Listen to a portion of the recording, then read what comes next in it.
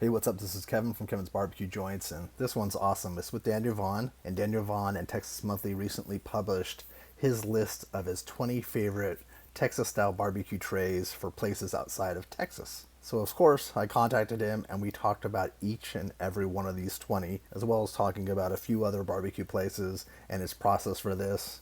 It's so good. Let's jump into it. Be sure to visit your local barbecue joint. You had to whittle down to 20. This is from recent visits, or was this, how did you put this together? Yeah, I don't want there to be any confusion. This is not the 20 best Texas Yeah. style barbecue joints outside of Texas. This is a limited list based on limited visits, right? So I spent most of the first half of 2023 going through Texas trying to finalize the list of the best new barbecue joints. And so that was really the first half of the year. Because of all that travel, that's pretty much what most of my travel was dedicated to in that first half. Now, when I usually do these end of year lists of my best bites or whatever, I usually try and keep out the spots that are on the list that I've already published that year, like the best new barbecue joints in the top 50, because it would become redundant. Mhm.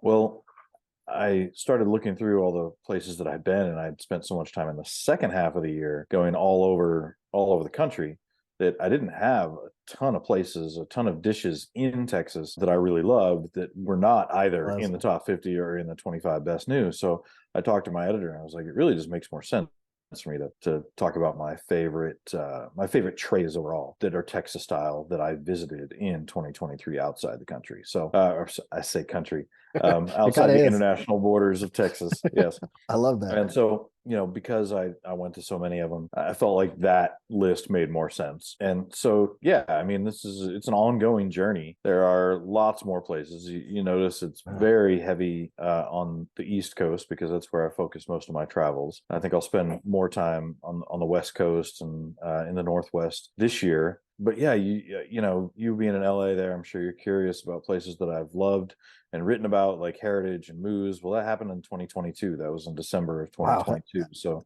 That's weird. It's all kind of meshing together. I know, yeah.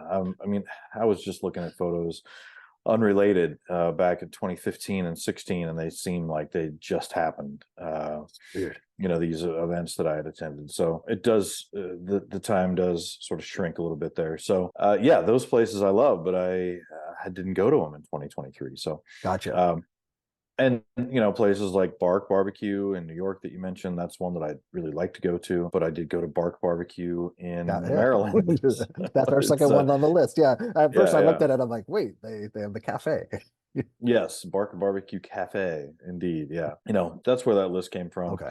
There were lots of other places that I went to that I really liked, but as my editor had pointed out the last couple of years, like 20 is a better number than being, trying to cut it at 20 is a better number than trying to be as maybe inclusive as I had been in years past. So that's where it set out. So I know you were curious about some of the places that were on the cusp. I really love North by TX up in Philadelphia, but it's a place that really it serves from a tent outside of a bar once a month. So as far as like Yeah. getting the word out to people that they've got to come try this place, I think they're going to be disappointed to see how often they could try it. Yeah. Some of my other favorites, I mean, I always love going to Fox Brothers Barbecue. You've That's written always a good. about them. You talked about them. You've even talked about them on the I've show. written about them. Same with Little Miss Barbecue in Phoenix, the Phoenix area. So I did hew more towards places that are newer and places that I hadn't really covered in the past, but also the places where I really was impressed, like across the tray, right, across the spectrum of the things they were serving. Because I started off really looking at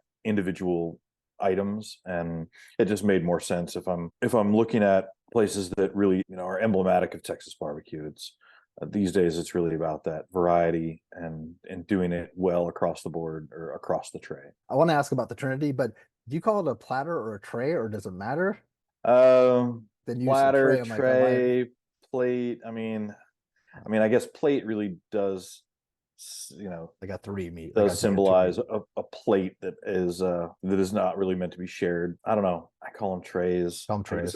I guess I do call them trays more often than I call them platters. But to me, Yeah. they're one and the same. 'Cause I have a new one coming out, and I was going to call them trays because I'm like, that makes a little more sense. I was calling it platters because people say platter day, and they you know. Well, I mean, it is a quarter sheet tray if you're going into Restaurant Depot to True. purchase the item that most of these things are served on. So That is true. Okay, that is true. And then also, was it important that they served the Texas Trinity? Did that kind of fall, or were you just kind of searching that out to see how well yeah, people I did? mean, I went to in all of these travels, I did go to plenty of places that were doing the style of the area I was in, and whether it was in South Carolina, getting some of that good hash, so I was going to those places, but my focus was more on places that are really doing Texas style barbecue. And in doing Texas style barbecue, you pretty much have to do the Trinity Yeah. if you're going to be saying you do Texas style barbecue. So, city limits Q, I've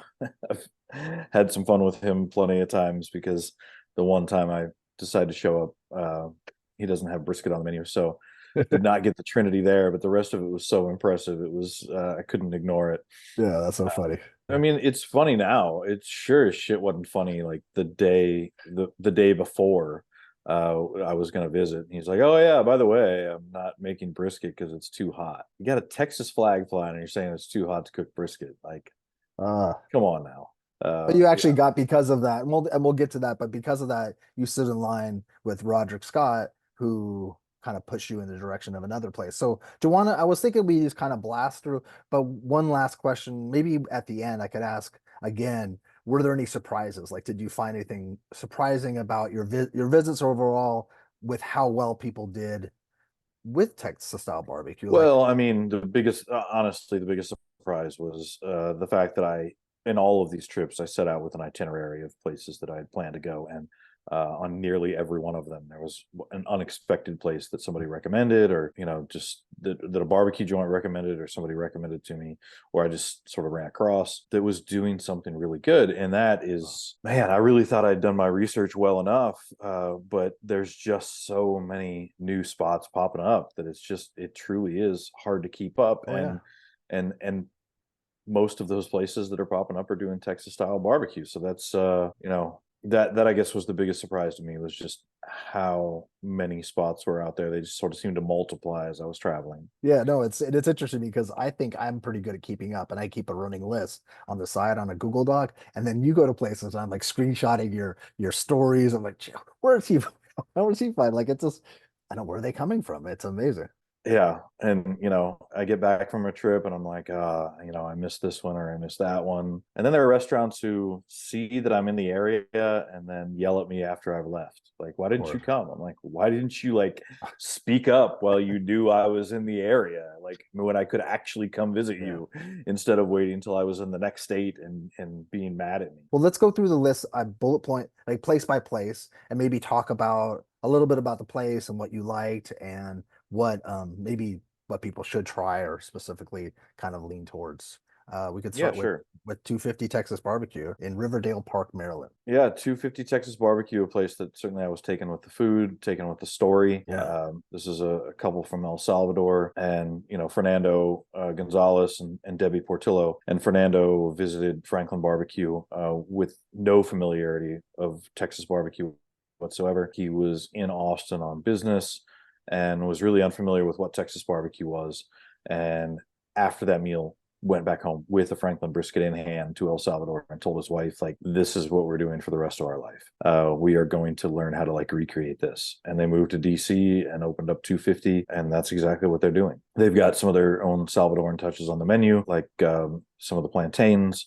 They use a special red bean from El Salvador. As far as like the barbecue, the smoked meats, I mean, they're straight up Texas style barbecue. You can get Angus beef, you can get Wagyu beef for your brisket, That's choose one or awesome. the other, and they're making their own sausages and doing an impeccable job on them. So were they originally going to open up an El Salvadorian restaurant? They had originally moved to DC. Their visa was based on opening a restaurant, and it Okay. was originally supposed to be a pupusa restaurant, Pupusa restaurant. serving Salvadoran pupusas. Really, an extension of Debbie's family business. But the pupusas just weren't selling, and even if they were selling, I mean, they were making like pennies on each one. So it was actually Ray that they talked to, Ray out of Ray's Barbecue, Mm. the late Ray Ramirez out of Huntington Park, California, and they talked to him, and he's like, "Go barbecue. Like, if you want to do barbecue, go barbecue. Like, that's gonna that's how I made my money. That's how you're going to make your money. And that's what they did. And here we are. And for people that might not know, he's from El Salvador, his heritage. Yeah. He would travel Yes. back at least once or twice a year with his family.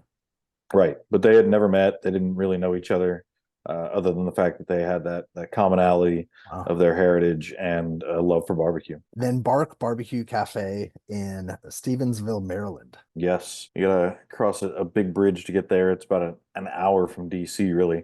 So it's Oh, quite a really? ways out there.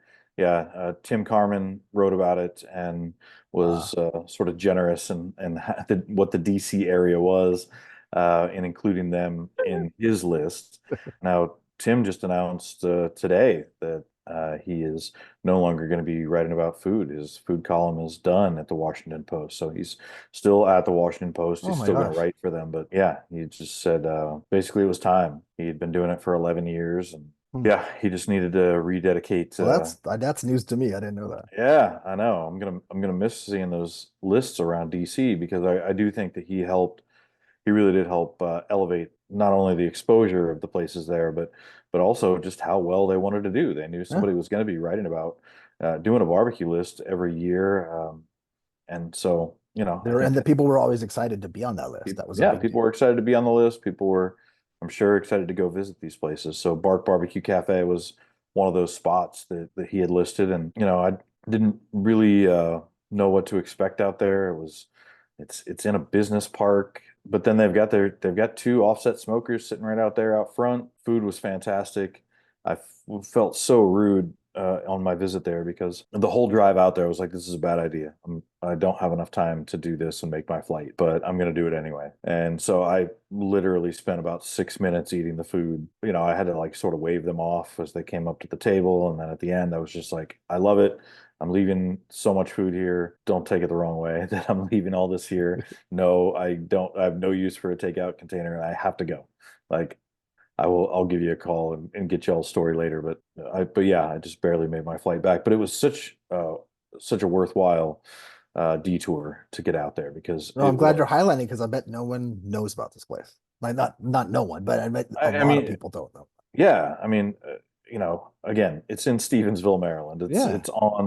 It's on this tiny island, not tiny, but it's on this island. Like I said, it's a good ways outside of DC. Um, and it's a menu that shows a bunch of barbecue skill and just Great to hear. a bunch of skill with all the rest of the food as well. So the laser potatoes are like these thinly sliced, stacked up potatoes that are fully cooked, chilled, and then cut into cubes, deep fried. Ah, Uh, they are just magical. They've got some Armenian touches. The okay. the laser potatoes are from a Lebanese friend, a Lebanese chef friend. Hmm. They are of Armenian descent, though. And so they have this Armenian red rice on the menu, which doesn't look like much, but man, is it tasty. Wow. That's cool. That's it's nice because I was thinking right before this I might be able to chop these into 20 little bits and send them off to so that way they got a chance to know why you were in such a rush. Like you probably told them that you were trying to get to a plane, but still. Yeah, I mean, I don't think being on this list is much of a surprise to most anybody on it Mhm. because for just about every one of these spots, my general rule is I go in, I eat, and I leave. I might say hello, or they might come by the table and say hello. But the interviews that I do, I really like to set up afterwards, and that's not because I don't want to do a face-to-face interview. I'd actually prefer to do a face-to-face interview for like the better interview quality. But I find that the quality is more diminished if they're in the midst of a workday, Mhm. right? They're going to be distracted. They're going to have people asking them for this or that. They're going to have customers asking for their head is going to be elsewhere. And so if I can set up a time to interview them afterwards over the phone, then I can have their sort of undivided attention for them to be able to tell their story as clearly and completely as they need to. So that's sort of your process is that you'll leave a place and then contact them again to do a phone interview. Yes. So But you get a yeah, and chance. I mean, Blake, talk about going out on a limb. I mean, staying in Martin, Tennessee. That place is tiny. It is not on the way to anywhere, not in between any like two major cities or anything like that. Like it is off the beaten path. And the fact that he went all in on this massive building there, Ah, this old mill, and did a full renovation of the place for this beautiful restaurant. I mean, the place is a showpiece. it's a destination, right? Yeah, I mean, it's got to be a destination because nobody's just passing through Martin, Tennessee. Like it's just you're just not. It's Blake's of Southern Milling, and it's in Martin, Tennessee. Yeah, That's right. Yeah. So if you're if you're in Memphis, it's like an hour, a little over an hour, like northeast. So and it's that does not get you like on your way to Nashville or anything. Like it's just out of the way, but certainly well worth the trip. And the menu is massive. Like he's got so much more than barbecue. I mean, smoked cream cheese is one of the yeah. appetizers. They sell a Um, lot of it. He said yeah, and it's really great. they have like a hot honey that they put on it. I think is what he said. Yeah, like Yeah. some of the best chicken tenders I've had anywhere. Like his chicken tenders are Because he amazing. loves them. He Yeah. loves them so much. And then his aunt makes this pimento cheese. Like his aunt, who doesn't ever eat pimento cheese, makes this pimento cheese that is not only an appetizer but the topping for his one of his most famous sandwiches, the Bubba Cole sandwich. And so that is just smoked turkey, smoked brisket, and pimento cheese on this buttered grilled bun, which was when he was running a food truck. That was basically the his go-to meal. Hmm. And so now that's a feature on the menu. Um, but yeah, I mean, it was all just so good, and he just kept bringing out more and more. They've got a lovely staff there. Certainly make you feel at home. Beautiful dining room and great food. And did you get a chance to wander around? And there's an upstairs, right? I don't know if you even got a chance to go upstairs, but Yeah. So I got there early, and he was able to show us around. I was there with my kids. We were driving up. Actually, we were driving from Texas up to Ohio to visit my family, and mm. and stopping at a bunch of barbecue joints along the way. So it's I think 110-year-old, maybe older grain mill, right? I think it was. Yeah, and he showed me the before photos of what it looked like. The mill had been long abandoned by the time Mhm. he, took control of the place, and the amount of work that he had to do just to turn it into the restaurant that it is today is astounding. Crazy. And they have a big bakery, I think, too, or they have a specific bakery. Yeah, they've got a lot of baked goods there, good desserts as well. So Crazy. the Wow, full good for. package. I'm happy for him. And then I'm glad you got a chance to go. That's definitely a bucket list. All these places are places I want to go, but that's fantastic. Well, let's talk about the next one. Blanchard's Barbecue in Lafayette, Louisiana. Yeah, and these Louisiana places, it was really hard to narrow down the list. I didn't want everything to be from Louisiana, but I did have such a rich experience through Louisiana, Mm. just seeing how well our neighbor to the east has really taken on Texas barbecue, and it's a state that is so well known for its own food culture, Mhm. and the fact that all these places are doing Texas style barbecue so well. I mean, Devil Moon Barbecue in New Orleans is not on this list, but I Oh had yeah. really great things there. Big Thicket Barbecue, also not on this list, but they were truly impressive too. So, like I said, I just sort of had to narrow it down, and Blanchard's was the one that of those places really just offered the best brisket. It was just a beautiful slab of smoked brisket, which I think it's the only place on this list that is using a rotisserie.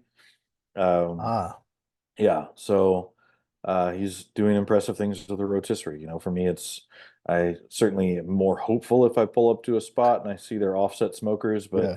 it's product over process. Like Mhm. if you can get good barbecue out of whatever machinery you choose, then it's good barbecue no matter what it came out of. So, and that was the case at Blanchard's. Like their brisket was fantastic. The sausage, it had this Cajun flavor to it, but Texas technique, and good snappy casing, super juicy. Love that. But he has got this poutine, which really isn't much of a poutine. I think you really need to have cheese curds to be poutine, and he's Mhm. using queso fresco, so you don't get any of that sort of squeak like you would up in Montreal eating poutine. But Mhm. the gravy, oh man, he's using brisket drippings to Oh, make this brown gravy, and then chopping brisket up fresh and then mixing with the gravy over top of the fresh cut and super crispy French fries. So it's quite the dish. That sounds fantastic. Okay, well, good for him. That's another one too that was I had heard the name, but I didn't know much about it, and you highlighted them. And it's nice because someone that might watch this or go refer back to your list will stop by there. So that's Lafayette. And where's Lafayette in Louisiana? Is that way north or So Lafayette is so I-10 runs from Houston to New Orleans and beyond, to us? but it is right along I-10. Okay. So it's in the southern portion of the state. It is about 2 hours west of New Orleans. Okay. That's good. Just so people in their mind's eye can know. Yes. Boomin Barbecue, because Boomin Barbecue used to be in Minnesota, correct? Boomin Barbecue was in Minnesota. It was right in Minneapolis, and I've eaten there several times. The time I ate last, when I ate there last year for this list, they had moved to Hudson, Wisconsin, which is right across the border, Mhm. and they were serving out of the Nova Bar in Hudson, Wisconsin. And so basically, it was because the city of Minneapolis had just harassed them too much about their Mhm. smoker. Really, it really started with some of the Animalis? Or- no, it didn't start with Animales. Animales was a victim of this as well. They just found a way around the requirements. But yeah, there were some jealous competitors there. Oh, Some barbecue joints who had complained about the offset smokers, the trailer mounted offset smokers that both Animales and Boomin Barbecue is using. When you come from Texas and you are used to the barbecue community, and for the most part, everybody wants to see everyone else succeed, and then to see just sort of how dirty it can get up in Minnesota and other places around the country Los where Angeles got dirty. It was yeah, it where was. there's It was infighting and weird, it's silliness, right? It's just like petty, and it is petty. It does nothing to further to further the mission or to make your own barbecue better Mhm. if you've got to cut down another place. So Yeah. that's what was happening in Well, I didn't Minnesota. know that. That's interesting. Okay. And yeah, so when I went to eat there, though, he had this like bevy of smoked beef options, beef cheek. He was doing shoulder clawed. Oh, nice. And really great shoulder clod too. Not some of the dried out stuff that you can get in Texas. Like it was super juicy. And yeah, the brisket, of course, was great, but the beef rib, um, yeah, he does the big plate short ribs. But one of the great things about the pivot he needed to make during COVID was because all of his orders were takeout orders and people were ordering online. He didn't want to stop doing the beef ribs because he'd become so popular for them. But he needed to be able to list them by weight, Yeah. like on the online menu, so people could order individual beef ribs. So he started cutting them individually and then rubbing them and smoking them. So you get this massive beef Oh, rib with rub on three sides instead of just on the top. So that's interesting. I've never heard of that. yeah. Oh man, so good. He's closed for the winter right now, and it's really unclear whether he'll be reopening in Nova Bar or trying to find his own space. I'm not sure, Okay. but it's pretty hard to run the smokers, especially an offset smoker on a trailer. What I'm going to do too is I'll put a list of all the Instagram handles below in this or put a companion blog with it. So that way people can follow them along. So Boomin will be summer, probably spring, summer, but you just not necessarily Nova. Okay. Gotcha. And then Breakwater Barbecue in El Granada, California. I'm happy about this one for sure. Yeah, that was a really hectic day trip. I flew into Oakland early in the morning, went to Horn Barbecue, which is later on down the list, Yeah. sadly closed because of a fire. Mhm. But Barbecue was my second stop that day. And I mean, quite a change of scenery from right in the middle of downtown Oakland to heading out to a small beach community right along the Pacific Ocean. So really beautiful drive down there. And, it's not, you don't expect to drive up onto a California barbecue joint and see the smokers churning away in trailers out on the sidewalk. You just don't expect to see that, right? Mhm. All these things that we hear about the heavy regulations on smokers in California was, uh, I guess, a breath of fresh air to have that smoke in my Yeah, ironically, it's a outside. breath of fresh air. That's But it's Yes. also and they're I think they're not far from Half Moon Bay if people want to. I think it's about a half an hour south or 45 minutes. Yeah, no, it's not far. If you're familiar with Mavericks, which is the giant waves that Mm, break off the coast, a lot of a lot of famous surfers have taken on Mavericks, and some surfers have died at Mavericks. yeah. The waves are really intense there. Wyatt Fields, the owner of Breakwater Barbecue, has surfed Mavericks many times.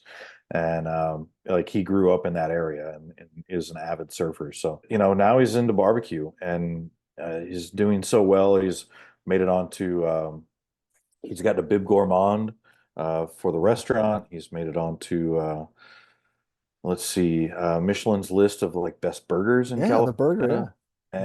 And he's also serving barbecue at a stand in the Levi's Stadium for the 49ers. So you'll be able to get Breakwater Barbecue throughout the playoffs. They do make their own burgers. They grind and form their own burgers, and that burger is gets the accolades for good reason. Yeah. But the brisket was also fantastic, and the spare ribs. Wyatt said that he felt like his spare ribs were more Southern style than Texas style, and I was like, really, man, they're right on with just about what everybody's doing in Texas these days, which is a big spare rib that's seasoned, smoked, and then finished off with a sweet glaze. Wow, that's great. They have like a little bit of seating inside and then some seating outside, from what I could see, I think. Yeah, it's a pretty small place. So yeah, there's a lot of takeout orders coming there, and I think they're looking for a larger location. Because you can grab food and then go somewhere beautiful and eat. Go hang out on the beach. Yeah, Yeah. that's awesome. I'm just happy for them. I'm friends. I became friends with Wyatt just because the barbecue world, and I've watched them grow. And also I think that he sometimes they do salmon. I think, or they'll do some fresh fish, local fish. Sometimes like he'll smoke it. I think that's not often, but I think that's something that they do. Well, he had said that he'd like to focus more on that in a bigger space if Makes he's able sense. to. So, Could be uh, specials. but yeah, that was a funny experience. Uh, when I went in, there was somebody who seemed to like perk up when I walked in, who was working the front counter, and then everybody who was at the front counter like went back into the kitchen, and then Wyatt came out to slice the meat, and I was Interesting. like, "Oh, I guess I've been spotted Yeah. here." And then Wyatt came by the table and was like, "Oh, so are you a local?" And I was just looked at him and I was like, "We both know why I'm here. Like, let's cut the charade." That's hilarious. That's so funny. So, Hey, you know what? He was trying to pretend like to be coy, and yeah. that's so funny. I'm gonna have to rib him on that. That's awesome. Well, that's cool. So I'm glad they made the list. Okay, so now City Limits, which you talked about, City Limits Barbecue in West Columbia, South Carolina. Yes. So Robbie Robinson has I mean, he's been churning away doing pop-ups, and then working weekends, and finally getting this brick and mortar location, and Yeah, that's and doing the amazing. renovations for it to get himself that permanent spot with like an actual functioning kitchen. So, he was sort of in the midst of doing all that when I visited. And as I mentioned before, like it would have been great if the brisket that I'd been eyeing for like literally years, he may have if he had that day, would have been nice.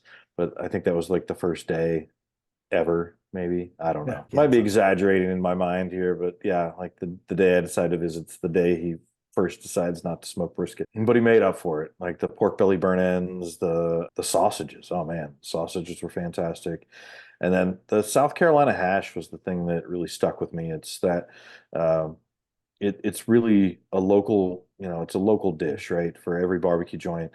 What I soon learned eating around Columbia is that Columbia and West Columbia both is that most of these barbecue joints, they're the fans of the acolytes of each one of these barbecue joints.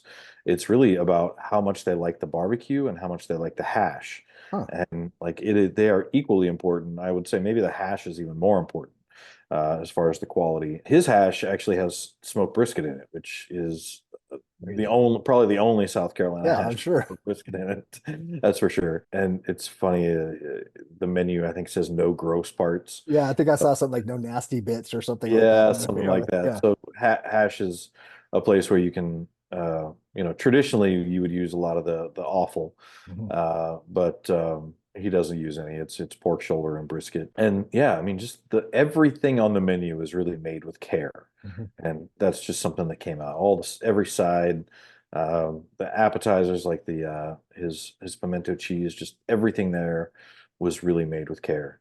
And yeah, I met Roderick Scott, who has A1 barbecue. Yeah, Scott's A1, yeah. Yeah, Scott's A1 barbecue, and he actually serves in a parking lot of basically the hotel I was staying at. Oh, I didn't Uh, know that. but he only serves once a week, so he wasn't set up or anything when I was around there. Uh, Ah, but I saw him near the front of the line. He recognized me. I'd gotten there a little late, and so I went up to talk to him and was like, "Hey, you want me to buy your barbecue today? If you let me sit here second in line with you, I'd be happy to buy your barbecue." And so that was good because yeah, I got to hang with him and his wife, and so uh, nice. They're so nice. yeah, it was a good time. That's really cool. And then they mentioned, Fort Grove is one that they mentioned. I had actually stayed in Anderson, South Carolina, like the day before, and didn't realize that Fort Grove had gone from pop up to brick and mortar. And it wasn't until I was on my way to Charleston that Fort Grove was like, "Hey, love if you come and check us out." uh, And I was like, "That is a long way away." But yeah, after city limits, I drove the 2 hours north to Fort Grove because it looked so promising, and it was worth the trip. Like, it was so far out of my way. I did not want to make that drive, but man, I also didn't want to come back home having missed a spot that looked that good. so tell me And about it. Tell me about it. I'm so curious. yeah, yeah. So Dylan and Tiffany Cook run it, and yeah, Dylan has he's got a lot of faith in himself, that's for sure. Like, he went and ordered like four offset smokers like before the place even opened. Yeah, And takes a little he's foresight. filling them up, man. Like, he took over an old building that had been a very traditional Mm. South Carolina style barbecue joint, and one that he grew up eating at. And And I think it he actually worked there a little bit too. he did work there, and so he certainly knew his way around the property and the building. But they needed a whole new smokehouse to fit all those offsets. And yeah, he has a different sausage every week, and I think it was like a ham or no, like a turkey and cheese sausage, which I don't even think he was aware of the turkey sausage tradition of a few spots. Around the Llano area and in that area of Texas. But the turkey and cheese sausage was great. The Oh man. smoked brisket was fantastic. Spare ribs, like, yeah. Oh, the smoked turkey too. Yeah. It was all just. It felt like I was eating in Texas, and here I was, and Anderson, really South Carolina. outside of a small town in South Carolina. That's amazing. And that's promising. And it's also if someone's watching this or listening and they want to do this, this is you don't have to necessarily be in Texas. You don't even have to be in a big town, but it's also it helps to have some clientele around. That's important that you can't just be in a small town where there's no one unless you expect people to come from out of Well, way. yeah, and he had built up quite an audience and quite a following, Mhm. beforehand with cooking through COVID and doing. I think he was like cooking out of his dad's shop, and Sounds right. they were doing pop-ups out of there, and doing takeout meals from there. So he had really fostered an audience before opening up the place. And So he just seems like one of those guys that can get anything done. There's certain people like I'll make it happen. Yeah. yeah, yeah, that's for sure. And he also, I think it's not on the list, but John G's you hadn't been there in a while. I think that was what you visited there in Yeah, 2019 or something maybe or yeah. I haven't. No, I went to John G's. I think it was 21. 21 maybe. Yeah. Um, but yeah, I hadn't been to John G's in quite a while, but it's amazing to see how much of an influence they have been Yeah. on that region because Dylan Cook was straight up with me. I've never been to Texas, never eaten Texas barbecue. He's like, everything I knew about Texas barbecue, I learned from John G's in North Carolina. Just- Isn't that wild? That is it is, crazy. it is, yeah. Yeah. But And that's also the like, there's the internet. That helps. Yeah, the internet, but that's how it Yeah. just goes to show like just how much Texas style barbecue has spread, Mhm. and the influence of Texas style Mhm. barbecue. And John G's has been mentioned a lot of times by people. People have said that and that's John G's is only open on Saturdays, so it kind of has a snows-ish kind of idea in people's heads. It's just, but they also, I think they pop up with their food truck now, too.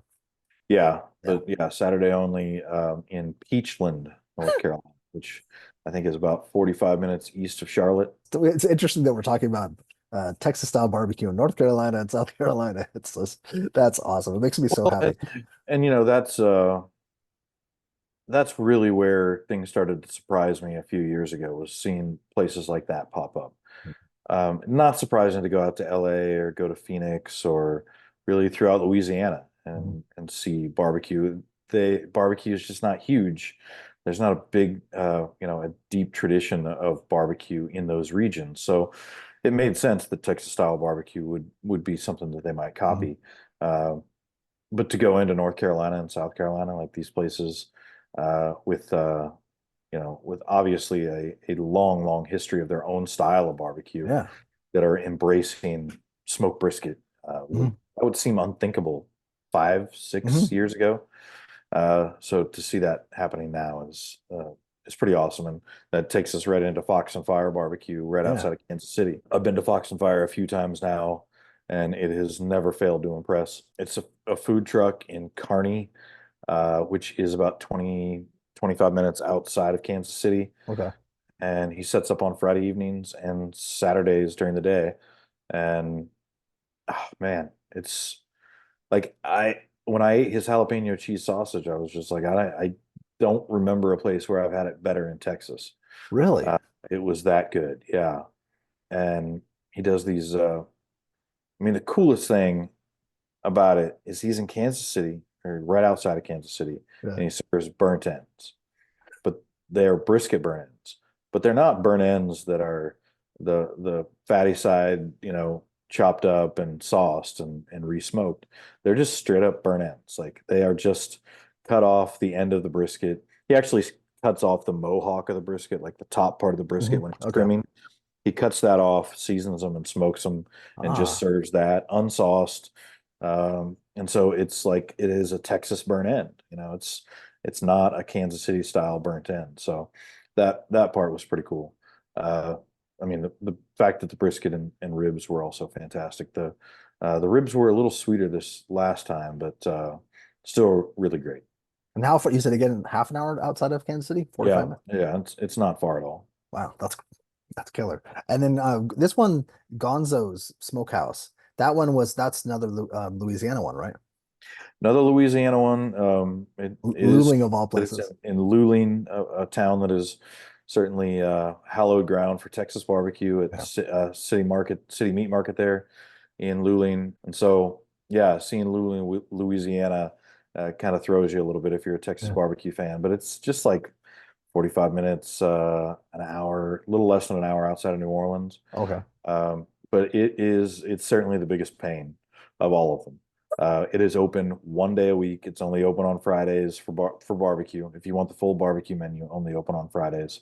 And I mean, the line is long, the line is slow, and if you're 30 people deep, then they're going to start running out of things. So Wow. um, yeah, Jason Gonzalez is the owner, and he said that right now this is just all he can do, and do it really well. And he is doing it incredibly well. Funny thing is, with this visit, the weekend before was the Texas Monthly Barbecue Festival, and I had planned this trip to Louisiana already. I had my itinerary all set up, but the thing that was giving me the most angst was how I was going to get from this place in New Orleans, how I was going to get from Devil Moon out to Gonzo's quick enough to still have food left at Gonzo's. Okay, so I try not to tell people when I'm coming ahead of time. I certainly don't do that anywhere in Texas, and I try not for any of these visits. But every once in a while, like I've just got to call ahead or something to see if they've got something left, right? Well, it with Gonzo's, Jason Gonzalez was at the Texas Monthly Barbecue Uh, Festival. He came up, he introduced himself, and he's like, "When are you going to get out there, man?" I was like, "Well, you're still just doing it on Fridays, right?" He's like, "Yep, just Fridays." And I do need to say that on Thursdays yeah, he is Thursday they have a open. small menu, right? Or He serves like some smoked meat tacos, burgers, and certainly a small menu. But you're not going to go get your barbecue tray there on a Thursday. So he's only open on Fridays, and so he's like, yeah, but you got to get out here one of these days. I was like, well, how's next Friday? And he's like, oh, ha ha ha. And it's like, well, might be a good idea. I was like, when do you normally sell out? It's like about 1 o'clock things start running low, right? And he opens at noon, and or maybe 11:30, I don't know. But I was like, well, might be a good idea to just maybe cook a little extra, or if you got any visitors from Texas coming by on Friday, it might be good to have enough barbecue to feed them. And he didn't quite get it, and he even said when I walked in the door, he's like, "You did come." He's like, "I really thought you were bullshitting." He's like, "I did hold some stuff back, but he's like, I didn't think you were going to show up." He's like, "I thought that was all just a load of bull." But yeah, so I saw him the week before.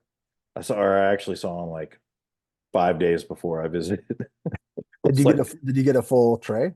I did. Yes, I Nice. did. And there was a guy I went to Tulane in New Orleans. And so there was a guy in line right in front of me with a Tulane hat on. And so I started talking to him, and he was telling me how much he loved the place and how much he loved this or that thing. And they'd come out and cross something off the chalkboard, and he'd be like, "Oh man, it's gone. Like I really wanted that dirty rice, or I really wanted to try that boudin."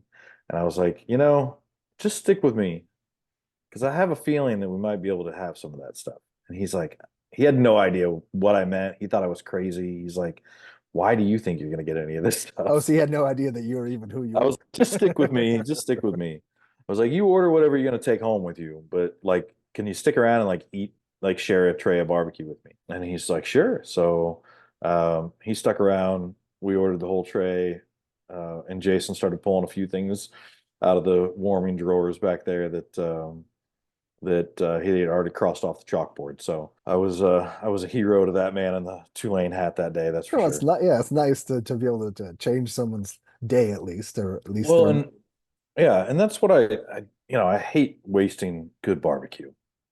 And Yeah, so anytime I can hook up with somebody in line and be able to share that tray with them, for sure. it's an odd proposition to some people though. Like, and for good reason. Like, um, I was at Blue Oak Barbecue, and a place that I really like their food as well. Mhm. That didn't make the list here. Again, too many places in Louisiana doing it well. And at Blue Oak, there was a couple. I was the first one in the door. There was a couple who came in behind me, and you could see they were looking at the menu. They were unfamiliar with what was going on there. And I was like, "Hey, y'all, I know it's weird, but you just want to like split most of the menu." And they're like, "What are you talking about?" I was like, "I'm here to write about the place or review the place, and like I'm gonna order a ton of stuff. You just want to like share it with me, and then you can take back whatever you want." And it happened to be that it was their anniversary, and they were in New Orleans to celebrate, and they wanted to try out this barbecue place. So they got to eat it for free and get leftovers to take back to the hotel. So But it was that still worked out probably well. odd for them to, yeah, just to sit down and I've done that too, where I've gotten food and then I've seen people eyeing what I've gotten, and then I've said, "Here, can you please take this? I can't take this home. This is something that I have too much of." Yeah. And then some people are okay with that. In general, I'll say, "Oh, I didn't eat directly off this. I was Well, so the thing I do, if I don't have anybody to eat with me, I will just get a takeout box, and I will just immediately start offloading things from my tray into the takeout box before I start eating. Oh, that's smart." And then I'm just like, "Hey, I like untouched. Yeah. You want some free brisket and ribs?" Like, Yeah. and I'm not a big fan. If someone like brought random food over to me, I'd be like, yeah. exactly. Yeah, Yeah. it's like that stuff when you come to someone's house and there's like a potluck that you didn't know about, and like people brought, you're like, I don't know if I want to try those deviled eggs. They look like they might have sat in their car for a little bit too long. I don't know, Yes. man. Yeah, okay. Well, that's so Blue Oak, yeah, because that was something, but also I'd imagine that you had gone to Blue Oak for a long time. Those guys have been around for a while. Yeah, I've been to Blue Oak before, written about Blue Oak before, and Yeah. especially those cracklins, which I know is not a barbecue item of theirs. Really, it's certainly outside of their sort of barbecue focus, but the cracklins they do there in a state like Louisiana that is so well known for cracklins, theirs are truly some of the best. Wow. they're so perfect. Like the texture, the crunch on the outside, the squishiness on the inside. They do a Szechuan powder you can toss them in the Szechuan powder, and you could toss them into ranch powder. What the heck? Wow. Man, Uh, Green Street Smoked Meats. That's one yes, visually it's in Chicago, Illinois. It looks really beautiful. Looks like it's down. You have to go down an alley. It looks like something out of England or something. yeah, I'd been there before as well, but it'd been a long, long time. And so Dave Bonner, he took over the pits there several years back, and uh, he man, he's just really improved everything there. And I went in hoping to try the pastrami again that I'd liked so much before, but he was pushing a few other things like the chicken leg, the chicken quarters, which Oh, were phenomenal.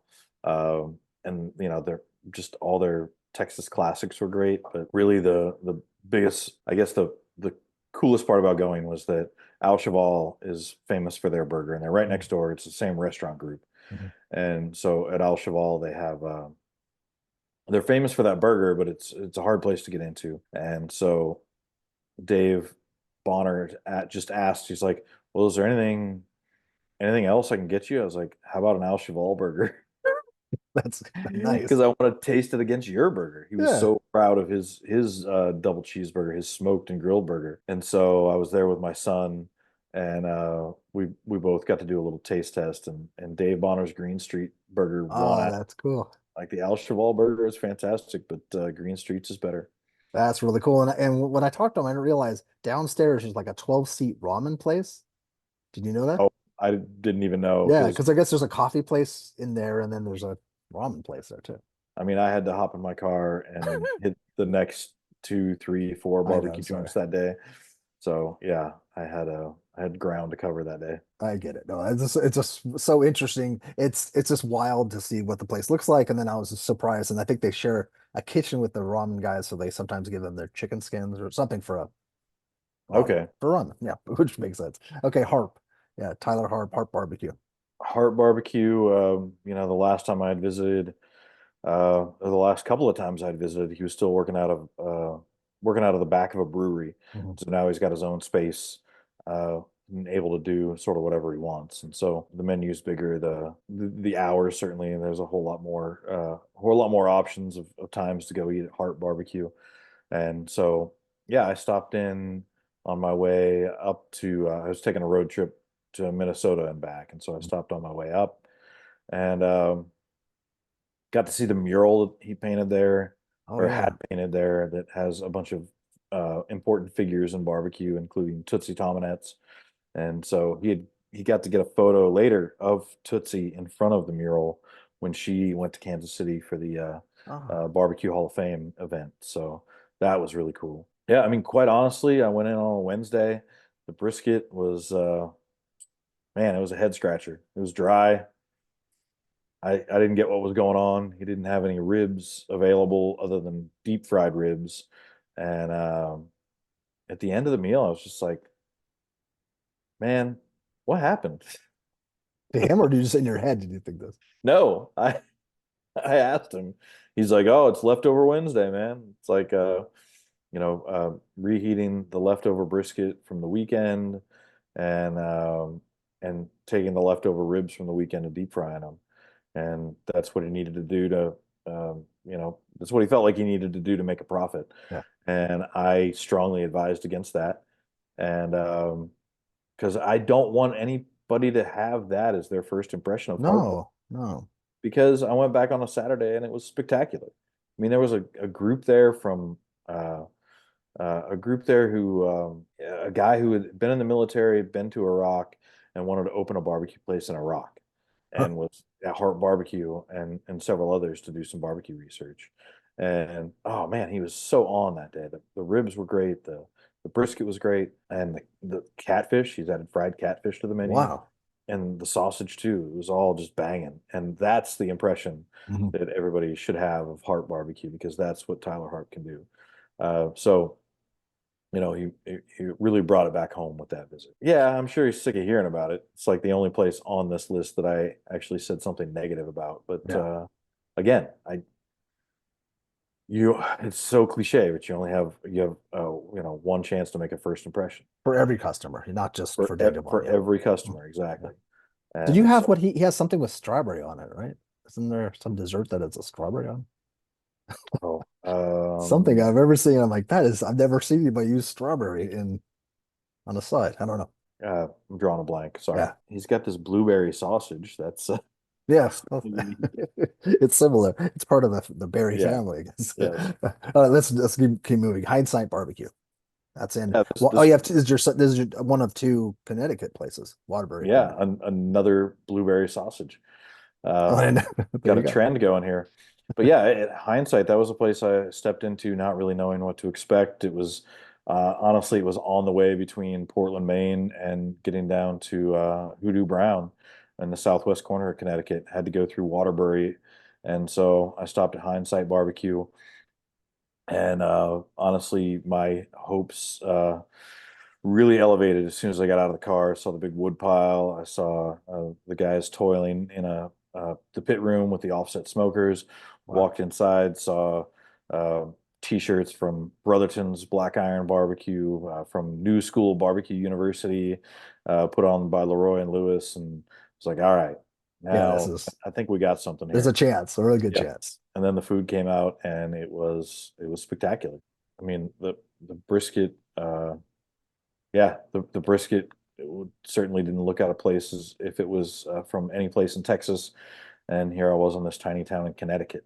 That's And I joked with both Hindsight and Hoodoo. Like, I think if you were to like choose a state, just any state out of the 50 of who might be like least equipped to do Texas barbecue well, I think like Connecticut might be the name you come up with. yeah. Like, Like which state would you not expect to find good right. Texas barbecue? Yeah, I mean, Rhode Island, yeah, yeah, anyway, Yeah. Connecticut would be my choice, except I've been there and now I know the Hindsight barbecue is fantastic. And the one right after Yeah, is Hoodoo hoodoo. Brown Barbecue. In Ridgefield, Connecticut, they're certainly famous for the pork belly. That crackling pork belly. Uh, They're famous for that for good reason. I'd had that before, and I had some pretty good brisket and ribs and sausage before, but they've since hired Tyler Hodge, and he's got the sausage game down. At least the one that we tried that was uh, funny enough, it was modeled after Truth Barbecue's tater tot casserole. It was a tater tot casserole sausage, yeah, Tyler Hodge is a genius. He's just a which was savant. really impressive. Uh, and yeah, I mean everything that we had on that tray, the smoked chicken that they smoke chicken skin on, chicken on the bone, and then they throw it in the deep fryer before they serve it, and so it just crisps up the skin and gives it that extra textural variation. And then the desserts there, I didn't even mention the desserts, I don't think, but the desserts that they have there, like across the board, and they're made by a family Really? member, and they're so good. Like Wow. they've got this like chocolate chip bread pudding. And that was one where there was this family sitting next to me, and they hadn't ordered dessert, and I ordered one dessert, and they came out with three of them. I literally took like a scoop of each one of the three and put it onto a little plate, and then I took that whole tray and set it on that family's table. I was like, "Hey y'all, like untouched. Like I took a scoop with a clean spoon out of each one of these. I think you should try the rest." That's so nice. Yeah, there's not often a time where you get to have three amazing desserts brought to your table. That's killer. That's cool. No, and Hoodoo looks like a fun destination. It's again, it's not near. Is it off a highway? Is that kind of how it? I mean, it's like an hour from New York City, Mhm. so it's a little ways out there. I don't know what highway it might be off of, but So I've been yeah, t telling people if they go to New York, like I know people that have gone to Hoodoo who have traveled to New York. So that's something that people. That's if I don't know. You guess you fly into what? What's this? Concord or I don't know. Where do you fly into? I don't even know. I mean, I flew into Boston, Yeah, so you're in Boston. Yeah. Yeah. Never mind. I'm not gonna give anybody. That's for a different thing I'm working on. Okay, Horn Barbecue. Unfortunately, they had a fire, but they were on your list. yeah, Horn Barbecue, another place that is just doing really incredible sausage. the brisket, the ribs. It's a place that I'd heard some naysayers. And I think that his Matt Horn's profile turned some people off, that he is got so popular so quick and got such a big name in barbecue so quick. But I mean, the barbecue I had certainly backed it up. They're doing a good job there, and it's really devastating to see how much damage that fire did to the building. I mean, closed down indefinitely.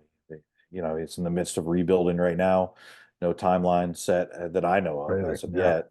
But yeah, he's really dedicated to staying there in Oakland, even though it seems like somebody's desperately trying to push him out. So that's someone that's on was on your list, but you can't visit them yet. But if you follow their social media, you could find out when they're opening. Fat Yeah. Tabs Barbecue.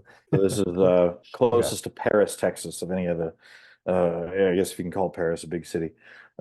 Any sizable towns in Texas, Okay. it's closest to Paris, but it is right across the Red River. I mean, it's Okay. right across the border. I think of all the places on this list, it's certainly the closest to Texas. Okay. Even closer than Lafayette. Okay. And so, yeah, I mean, it's like 10 miles in, like it's right So there. it's essentially almost Texas. Okay. It is. And, I told Tab Singleton is the one who runs it. And he spent a lot of time actually in New Orleans working for Emeril Lagasse at NOLA. And so he worked at NOLA and certainly, and he won Chopped as well. So, Huh. I mean, the guy has real cooking skill, that's for sure, outside of barbecue. So we have two. We have Aaron Fegis and That's Tab. right. Yes. And Wow. so he decided to move back home to Idabel, Oklahoma, which is right near Broken Bow. And he had asked me to come out and visit, and I didn't make it really a high priority. And I told him this because his online photos are so bad that it just doesn't look all that impressive. And so I was like, you really need to get That's important. It really is important. you need to find like a better spot to take your photos and maybe like wipe the grease off the lens. I've told people, I've written people, I said, hey, this is good at people's first social media. impression. Just like, yeah. Okay. Yeah, exactly. And so yeah, when I got there and got the tray and saw that beautiful slice of brisket in front of me and the glazed ribs, he had beef belly burn ends that day too. It was the kind of place that was so good I had to get back up and order more, right? Wow. Because I wanted to try the special of the day, which was he had this smoked turkey breast, and they were slicing off the smoked turkey breast and breading it, deep frying it, and then he made a Nashville hot sauce out of the brisket tallow. And yeah, I mean, Whoa.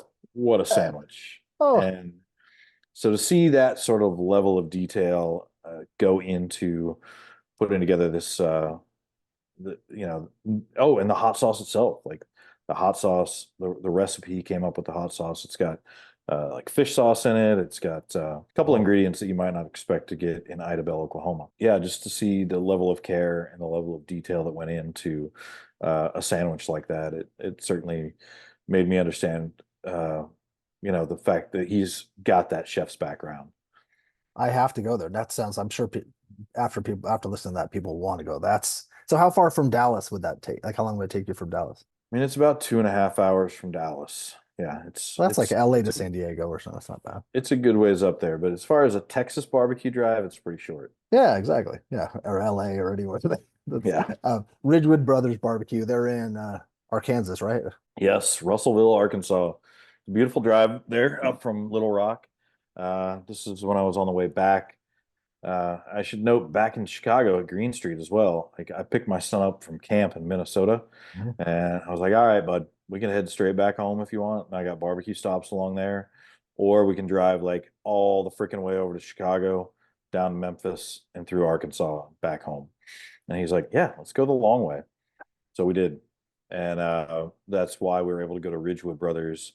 And again, one of those places where I didn't really know what to expect. The food looked good. Seeing the offset smokers in the pit room as I pulled up was certainly a hopeful thing. The fact that Jordan Wright of Wright's Barbecue had said how much he liked it, put it up there in my book, and put it up there higher up on my list as far as a priority to get to.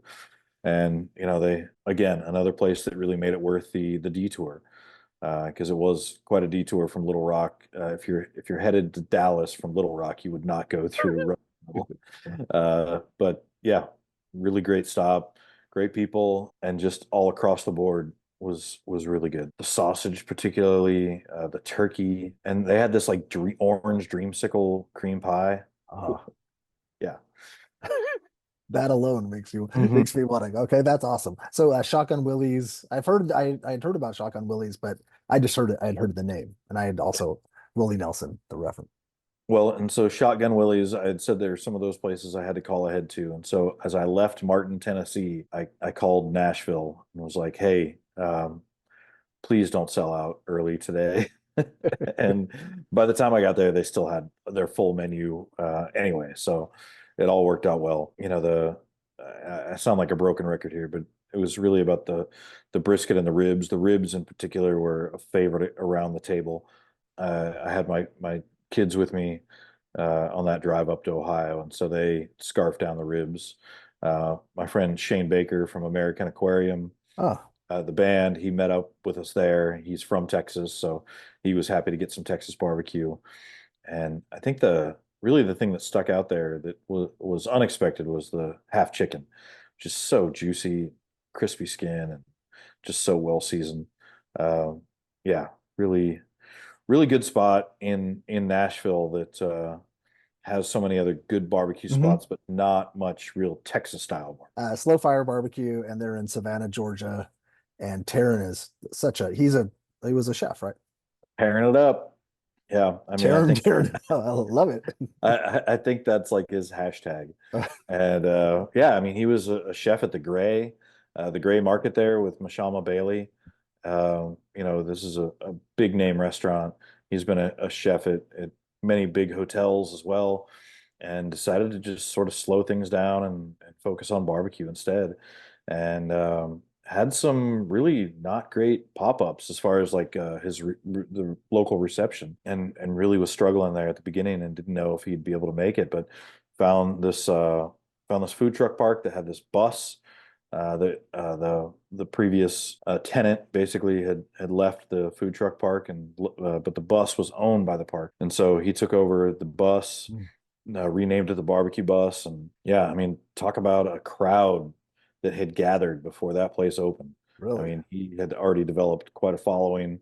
It was hot, no shade, and we were all just sort of standing around like 10 feet away from the bus, like, all right, because we were in the shade. It's like, all right, you're first in line, second, third. Like, we don't need to actually walk up into the direct sunlight by the bus. Uh, And another place where I found somebody in line there who was fine sitting down to share a tray with me, who got to take home a whole bunch of leftovers. And the beef rib there, that was really the stunner. And then also making this, he made the sausage that when I cut it open, it looked like it was white cheese, like a jack cheese or something. But it was shrimp. It was actually chunks of shrimp. It did this like low country boil. oh yeah, I think you mentioned it. Yeah, that was a nice like local touch. And I got a note from him just like last week that he's going to be opening up his own brick and mortar spot, and Yeah. being able to move on from the food truck park and be able to do a little bit more with his skills. I think he might even be putting a bakery on site too, because I think Oh, there's okay. that background either with his wife or somebody. I think there's some connection. I forget what it was when he talked about it. Just talking about the spread of the Texas barbecue gospel, the fact that he's doing foil boat briskets the way Leroy and Lewis is preaching, Yeah. and that he's taken that on instead of the much more common, butcher paper wrapping or foil wrapping, doing that foil boat where you get that nice crunchy fat on Yeah. the top of those briskets. He was executing that well. That's so nice. And it's nice to hear like Savannah is a place that you would not expect to get really good Texas style barbecue. Yes, that's for Like, sure. I guess this is sort of the whole, that's the gist of this whole interview. The ZZQ is the last one on the list. Z makes sense. ZZQ barbecue. I guess it's ZZQ Texas Craft Barbecue, I think is the full maybe name. I don't know. I was looking at the Yeah, website. also I think they had to like add that last part of it because a ZZQ opened in Minneapolis or in Ah, St. Paul, maybe. But makes yeah, sense. there's a ZZQ in Minnesota as well, and I visited there And it doesn't quite compare to the ZZQ in Richmond, which they've been great for a long time. I think they were really one of the first places that was really put their heart and soul into doing Texas style barbecue Mhm. outside of the state, and did everything right, learning from all the best people, getting the best equipment, uh, getting the John Lewis built smokers from Austin Smokeworks, and really taking on that Texas ethos of making their own sausage and doing those Texas style sides, and really just the whole gamut, Mhm. selling barbecue by the pound on a tray. And so I'd been before, I'd written about them before, and just had to stop again. And it just impressed once again. And I got to add, like, this was at 2:30 in the afternoon, where some of the barbecue, if you're doing like the sellout method, or I guess the sellout way of opening up at usually 11 o'clock, and then just serving your food until it's gone. That 2:30, 3 o'clock mark thing has really started to Yeah. wither. The fact that they had chicken that it was in the warmer at 11 a.m. that at like 2:30 in the afternoon was still juicy and fantastic was That's amazing. a testament to the way that they've been able to figure that system out. And were you able to try the burger? Isn't there a burger place Yeah, next yeah. door or There's nearby Easy Burger, literally like right next door to them. with like the Uh, three Z's or something? Is that what? Or yeah, I two think Z's? it's two Z's, Easy Yeah. Burger, Yeah. two Z's, just like ZZQ. And yeah, I tried their smoke burger and it was great.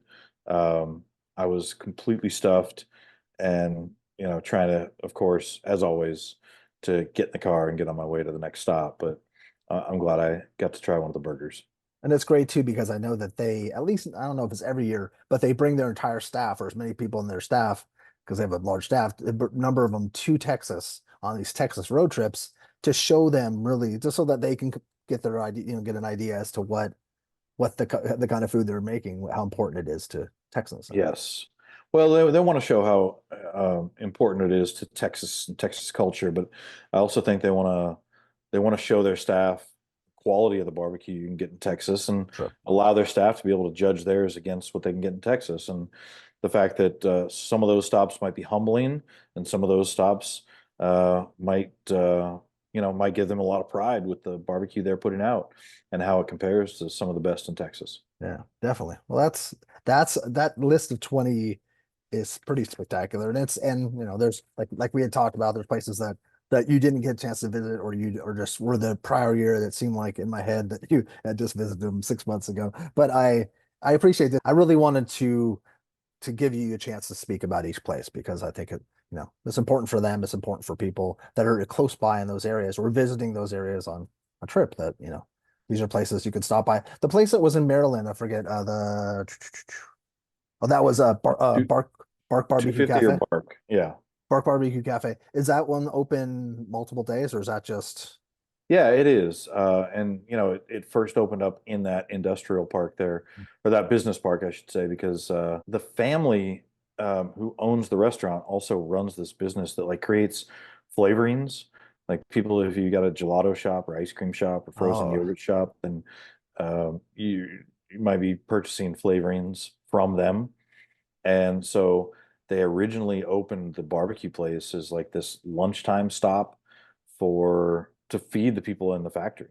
interesting. Uh, and so that was the initial like target audience. Hmm. And then it just got more popular. They expanded their hours, expanded their menu, and focused as much on the barbecue as they were now on the flavorings. Wow, that's cool. That's an interesting little tidbit. Thank you for taking the time. Yeah, just I mean, here's to 2024 and more travel outside the state and in Texas to eat the best barbecue I could find. Take care. I'll talk to you soon. All right. All right, bye. Bye.